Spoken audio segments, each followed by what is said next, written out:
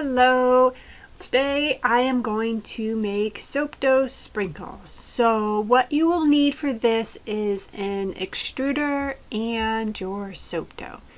So I am using the 7-hole piece that comes with the Macon extruder. It's one of the, I think, 16 pieces that comes with it. And what I do is I simply condition my soap dough, and then you can see I've rolled them all out into these thin tubes that will fit inside the extruder. So I'm making candy corn sprinkles today, which is why we have white, orange, and yellow soap dough. But all I have to do is, again, condition the soap dough, put it in there, and then, string it out. So I will do that for all 3 colors, and then I'm gonna let it dry a little bit overnight before I cut it.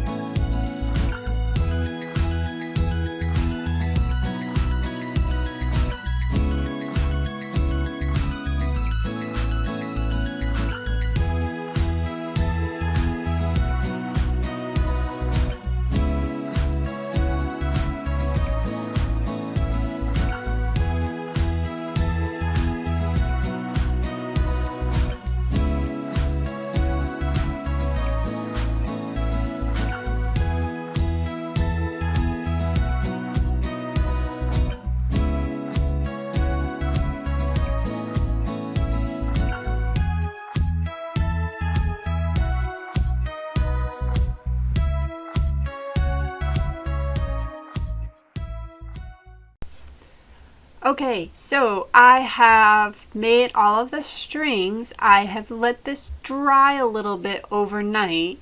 If you cut it right away, a lot of times your soap dough will be too soft and too sticky, and it will stick together, which it's doable, but you'll spend more time trying to separate the pieces than it's worth.